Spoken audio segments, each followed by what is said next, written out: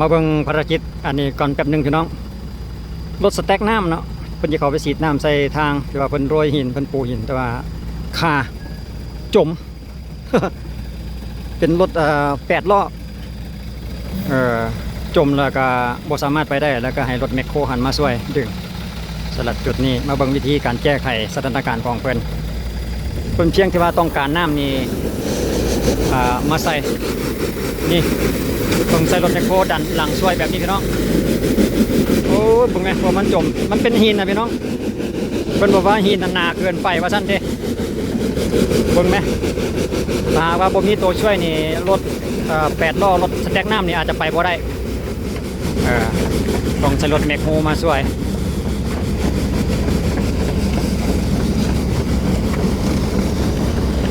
โอ้ยไปได้แล้วบาทนี้ปะแล้วโอ้สุดยอดเจอกับ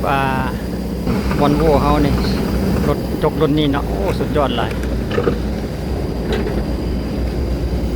นี่ไอตัวมีรถแมคโครมาคอยช่วย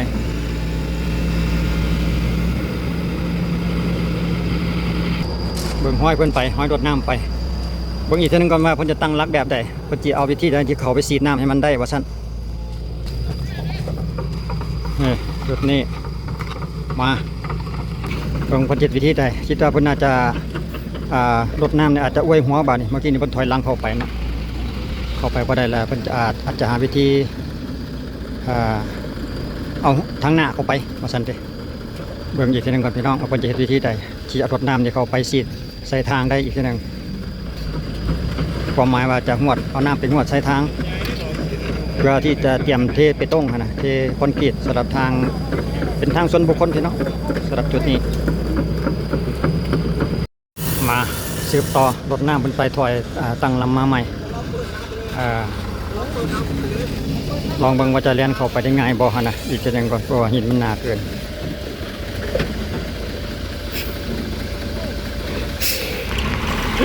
โซเฟอร์คือจน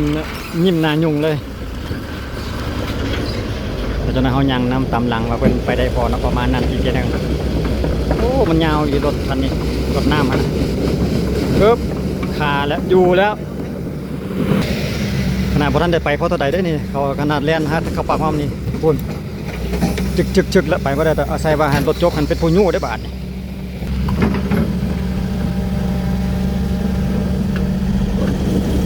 สีดน้ำพร้อม อยู่พร้อมสีดพร้อมโมเมนต์งานซะแล้วงานนี่นะรถน้ำมันไปบ่ได้บ่มันขวดจมลงแล้วนะหินมันหนาเกินไปพี่น้องอย่างนี้มีปัญหากับรถสแต็กน้ำเขาไปบ่ได้เอารถเมคโครยู่กระติกยู่ห่อใส่นอกจะจังนำเบิ่งก่อนเย็นทีนึงก่อน โมเมนต์ง่ายซะแล้วงานนี่นะก็จะเอาใส่รถแมคโครรถจกยู่ให้แต่ว่าบริรถจกยู่ให้นี่ก็ไปบ่ได้อีหลีเนี่ยเพิ่นเฮ็ดกันย้อนว่าอาศัยว่ารถจกหันยู่ก้นยู่ท้ายรถน้ำหั่นนะต้องการน้ำมาฉีดใส่ทางหินมีแต่หินล้วนๆเลยเบิ่งห้อยตีนของรถน้ำแล่นไหม เป็นจุดไปแบบนี้เลยเอาไปให้เพิ่นไปติดตามน้องเบิ่งพี่น้องก็จะได้จักรอบการเพิ่นจะให้ซีดเล่นเข้าไปกับมา4 รอบ 5 รอบว่าซั่นเด้อันนี้รอบตำยิดนี่ก็ยังสำนี้แล้วลองเบิ่งถ้าว่าหินเปียกแบบนี้แล้วมันจะง่ายกว่าเก่าบ่ประมาณนั้นหั่นน่ะโอ้เพิ่นไปเพิ่นละจุดใดมันแน่นก็เล่นไปได้เองเลยเนาะสำหรับรถน้ำเพิ่นมันมีแต่จุดที่ว่าปากทางนี่ซื่อๆมามีปัญหากับดินกับหินมันหนาหั่นน่ะเด้มีปัญหาแต่จุดนี้หรือว่าจุดนี้หนากว่าจุดนั้นบ่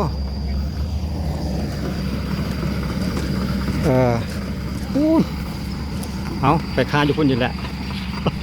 ไปบ่ได้ละเล่นรถน้ำฮะนะอยู่ดึกๆละต้องรอรถจกไปอยู่ก้นให้อยู่ท้ายให้สิ่งยังไปเบิ่งทางหน้าก็ไปบ่ได้เพิ่นทางมันแคบพี่น้องบ่มีช่องจังหวะแซงเลยว่ะก็เลยบ่ได้เห็นซ้ำโอ้จุดนี้หินมันหนาเฉพาะรถน้ำคาอยู่นี่แหละ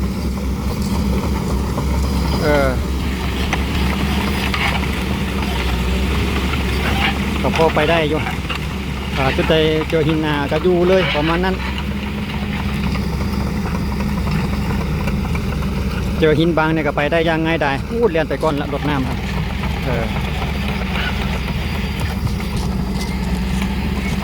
ก็ประมาณนั้นแหละพี่น้องเอ้ยถ้าหากว่าเจอจุดที่ว่าหินบางๆนะก็เรียนไปได้ยังไงได้อยู่สำหรับรถน้ำเจอจุดใดหินหนาๆเนี่ยก็อยู่คือกันพูดเรียนน้ำหนาไปพูดละรถจกกับคอยตามหลังวอนโว่เฮานี่คักว่ะจกไปพูดละกำลังเร่งสปีดรู้สึกว่าจะคาแล้วเอารถโลกะมาคอยย่ำไปนำเลยพี่น้องรถโลก็มีจุดนี้นะมีใครแต่ว่ามีรถคอยช่วยเรืออะไรอยู่เนาะไปบ่ได้กับรถโลดึงก็ได้ตัวรถโลรุ่นใดวะเก่ากึกเลยรุ่นนี้นะปาดโธรถโลคันนี้กับรถโลในตำนานคือกันได้นี่ได้รุ่นนี้เก่ากึกเลยแต่ว่าหักลอยได้ล่ะ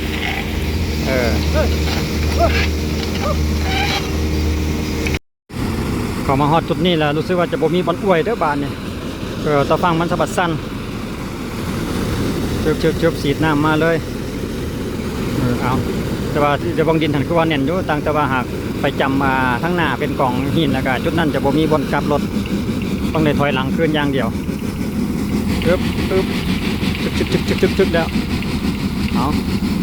ไปได้บ่เอากระเพาะไปได้ว่ะต่างแต่ว่าหากต้องได้ถอยหลังคืนบาทเพราะว่าจำบ่มีบอลกลับรถนั่นเองสำหรับจุดนี้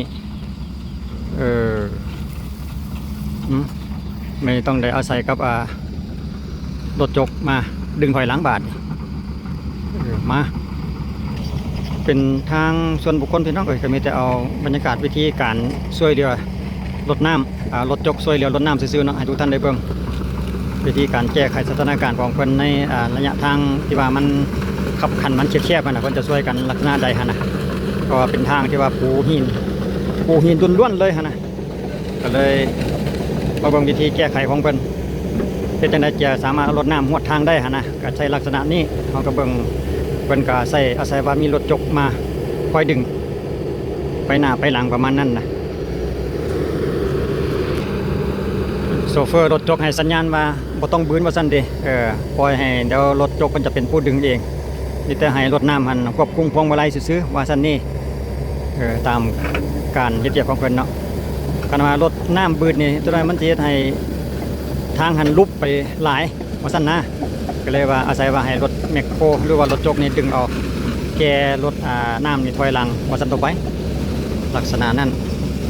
ไปโอ้ก็ง่ายอยู่แต่ละพี่น้องเอ้ยเทคนิคของเพิ่นนี่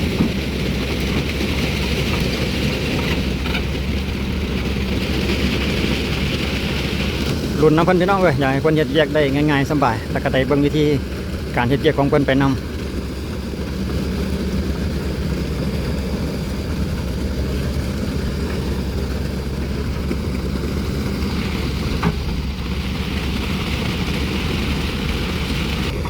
โซเฟอร์นี่ก็ไอ้เปล่าเล่ได้โซเฟอร์รถน้ำนี่นะเดี๋ยวเวียนยางเดียวแล้วเกี่ยวซันในการถอยนี่บางจังหวะก็งวกหลังเบิ่งรถจกซื้อเนาะไปเงาหาบนที่ว่าไว้รถนั่นเองโซเฟอร์ร้อยผู้นี้น้อยนึงดอกผู้นี้นะโซเฟอร์รถน้ำนี่นะบาวเล่นี่นะมาถึงจุดนี้คิดว่าน่าจะให้รถน้ำพ้นไว้จุดนี้เนาะเป็นสามแยกตั้งลำกับรถนั่นเองรถโลกับเฮ็ดแยกไม่สนใจยังเลยยำยังเดี๋ยวพูนเป็นจังใดบาดเบิ่งงานสถานการณ์ก่อนบ่เห็นลงซองหน้าออกมานี่นะผู้นิดน้อยครับรถคันใหญ่เว้ยบาวเล่นี่เอาเป็นจังใดดินบ่ได้นะบืนบ่ได้น้อยเดียวเราจมรถหินอันนี้นะไปเลือกโถว่ะเอาจะได้โบขึ้น เอาใส่รถจกกันดึงซอยอีกอู้ทุลักทุเลพี่น้องเอ้ยบ่แม่นง่ายโทษที่เฮ็ดได้แต่ละอย่างแต่ละอันนี่นะสะบัดหัวหน้าสั่งว่าเอาน้ำหวดทางให้มันได้เพิ่นมีแผนการที่จะเทคอนกรีตสำหรับทางจุดนี้เนาะปูหินก่อนจังสิเทคอนกรีตตามหลังประมาณนั้นนะจังหวะตั้งลำกล้วยไม้อีกทีนึงก่อนเบิ่งเงินเวลาเรียนกลับคืนก่อนจะง่ายได้บ่บาดนี่หยุดจนไม่ใช่ไหลลงห้องซ้ำแต่หันนะถ้าให้รถจกมายู่เอากลับมาเบิ่งทางด้านนี้ก่อนบัดนี้เมื่อกี้นี่เกือบถ้าเอาปืนไปลายนี่ไหลลงห้องข้างทางซ้ำเลยหันนะจึ๊บเลยโอ้ยโมเมนต์หมูจะแล้วงานนี่นะพอจะกินหมูเนื้อเจอหมูกระดูกบาดนี่เอาไปได้หรือบ่ฉีดน้ำบาดนี่ตามมาไปได้ปล่อยน้ำทันทีเลยเอาย่างตามหลังเป็นก้อนบาดนี่พี่น้องเลยย่างตามหลังรถน้ำก้อนบาดนี่ให้รถจกเป็นเลียนตามหลังถ้าว่ารถน้ำเลียนไปได้แล้วก็แล้วไปรถจกบ่ต้องตามหลังมาก็ได้แต่ว่ากันรถน้ำไปบ่ได้นี่รถจกก็ต้องได้ นำมายู่ท้ายให้คือเก่าหันละว่าเด้จึกแล้วทางก็จะแคบนิดหน่อยสำหรับบัดนี้หากว่าเชือกหรือว่ามือนี่อาจจะลงข้างทางได้ง่ายๆทั้งหนักน้ำทั้งทางแคบทั้งหินหนาประมาณนี้นะ